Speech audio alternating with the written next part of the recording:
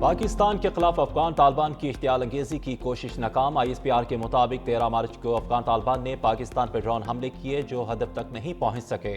Drones کو soft اور hard kills کے ذریعے نکالا بنایا۔ ڈرون ملبے سے کوئٹہ میں 2 بچے، راولپنڈی میں اور کوہاٹ میں ایک شہری زخمی ہوا۔ پاکستان کو افغان سرزمین سے ہونے والی دہشت گردی پر شدید تحفظات ہیں۔ وزارت اطلاعات کے مطابق کسی بھی فوجی یا دیگر بنیادی ڈھانچے کو نقصان نہیں ہوا۔ طالبان رجیم کے دعوے بے بنیاد ہیں۔ افغان طالبان رجیم دہشت گرد تنظیموں کی پشت پناہ ہے۔ افغان طالبان رجیم کے 663 کارندے ہلاک، 887 سے زائد زخمی ہو چکے، 249 چیک پوسٹیں تباہ، 44 پوسٹوں پر قبضہ کیا۔ افغان طالبان کے 224 ٹینک، 72 بند گاڑیاں اور توپ خانے تباہ۔ افغانستان میں 70 مقامات کو فضائی کارروائی کے ذریعے نشانہ بنایا گیا۔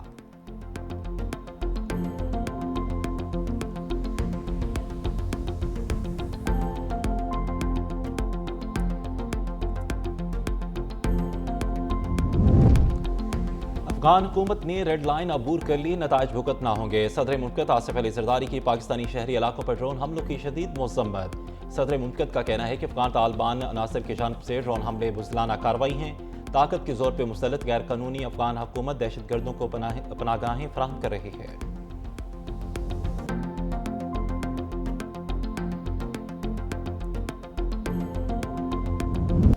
امریکہ کا ایران پر حملوں میں شدت کا اعلان۔ B-2 بمبار طیارے ایران پر حملے کے لیے روانہ کر دیے۔ مشرقی وسطی میں 5000 فوجی تعینات کرنے کا اعلان۔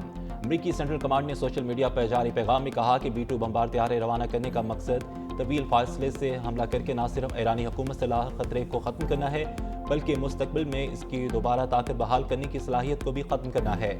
ہزاروں مائکرو انٹرسپٹرز ڈرونز بھی تعینات کیے جائیں گے۔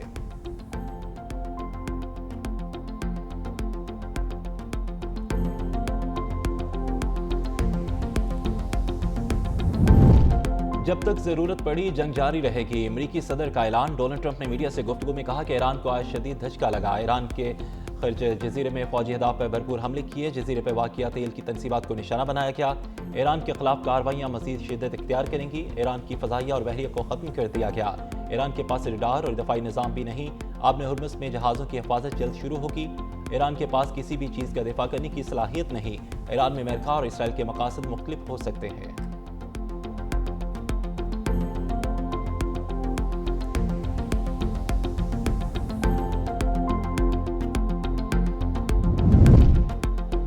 سعودی عرب میں پرنس سلطان ایئر بیس پر امریکہ کے 5 طیارے ایرانی حملے میں تباہ۔ امریکی اخبار وال اسٹریٹ جرنل کا انکشاف لکھا کہ متاثر ہونے والے طیارے بوئنگ KC-135 ایندھن برادر طیارے ہیں اور جو جنگی طیاروں اور بمبار طیاروں کی پرواز کی مدت اور حد بڑھانے کے لیے استعمال کیے جاتے ہیں۔ اب تک تباہ ہونے والے امریکی ایندھن برادر طیاروں کی تعداد کم سے کم 7 تک پہنچ گئی ہے۔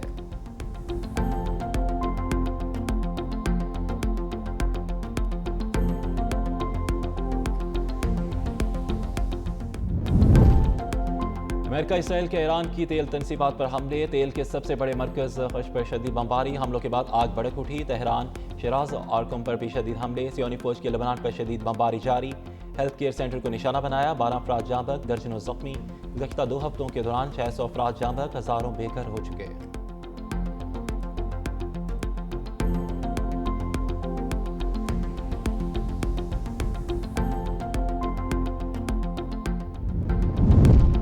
مشرقی وسطی تنازع، تیل کی قیمت پھر سے $100 فی بیرل سے تجاوز کر گئی۔ برنٹ کروڈ آئل کی قیمت میں 3% اضافہ ہوا ہے، نئی قیمت $103.29 فی بیرل ہو گئی ہے۔ امریکی خام تیل WTI کی قیمت میں $3.71 کا اضافہ ہوا، جس کے بعد نئی قیمت تقریباً $99 فی بیرل ہو گئی۔ پورٹ قاسم پر تیل برادر جہازوں کی آمد و رفت معمول کے مطابق جاری۔ آئل ٹینکر MT فوکٹر آئل ٹرمینل پر لنگر انداز ہوگا۔ Oil tanker MT maritime amenity 43,930 metric ton oil لے کر پورٹ قاسم پہنچ گیا۔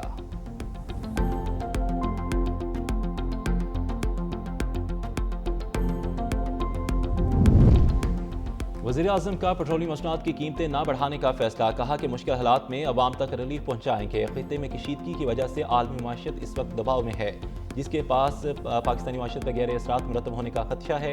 مشکل حالات میں غریب آدمی پر بوجھ کم کرنے کے لیے ملک کی اشرافیہ اور حکومت سے شروعات کا عزم کیا۔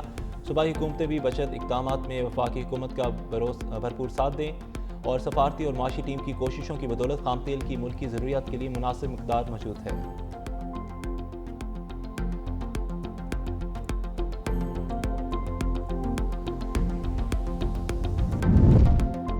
ایران کے پاسداران انقلاب نے آبِ ہرمز میں 2 بھارتی ٹینکروں کو LPG کی بڑی کاسمیٹکس کے ساتھ گزرنے کی اجازت دی تھی۔ اس سے پہلے ایران نے ترک جہاز کو آبِ ہرمز سے گزرنے کی اجازت دی تھی۔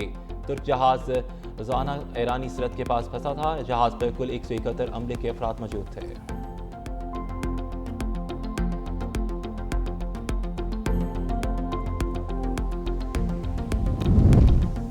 امریکی صدر نے ایران کا افزودہ یورینیم روس منتقل کرنے کی پیوٹن کی پیشکش مسترد کر دی۔ روسی صدر کی پیشکش تہران کے خلاف جنگ کے خاتمے کے معاہدے کا حصہ تھی۔ رپورٹ میں کہا گیا کہ پیوٹن نے پیشکش رواں ہفتے ٹرمپ کے ساتھ فون کال میں دی تھی، جسے قبول نہیں کیا گیا۔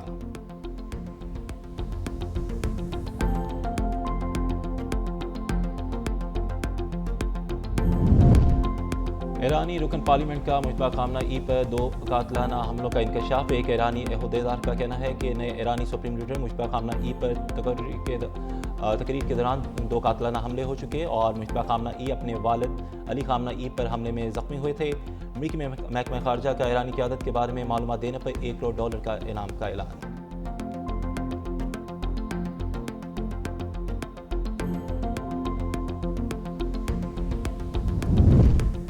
ایرانی سپریم لیڈر مشتبہ خامنہ ای امریکی حملے میں شدید زخمی ہو چکے۔ امریکی نائب صدر کا دعویٰ جیڈ ایونس نے کہا کہ یہ نہیں معلوم کہ کتنے زخمی ہوئے۔ ایران میں اس وقت افراتفری کا ماحول ہے۔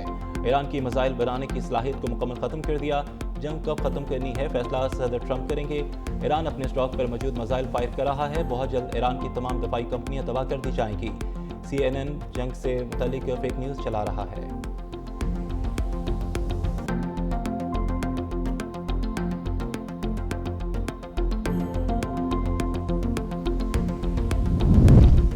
ایک ہفتہ کے دوران شمالی کوریا کا تیسرا میزائل تجربہ۔ شمالی کوریا نے 10 بیلسٹک میزائل فائر کیے جو جاپان کی سمندری حدود سے باہر کھلے سمندر میں گرے۔ جاپانی کوسٹ گارڈ نے شمالی کوریا سے پروجیکٹائل داغنے کی اطلاع دی۔ اس سے پہلے شمالی کوریا 2 میزائل تجربات کر چکا ہے۔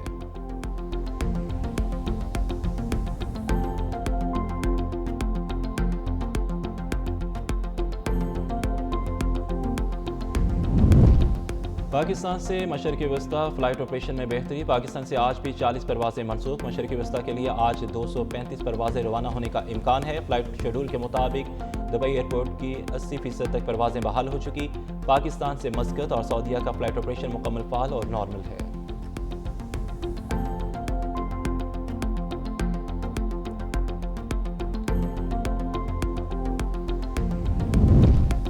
مولانا فضل الرحمان کا ملکی صورتحال پر پارلیمنٹ کا ان کیمرہ اجلاس بلانے کا مطالبہ۔ لاہور میں گفتگو کرتے ہوئے کہا کہ ہم نے پاکستان اور اس کے مستقبل کا سوچنا ہے۔ ہمیں دیکھنا ہوگا کہ پاکستان کی عالمی سطح پر پوزیشن کیا ہے۔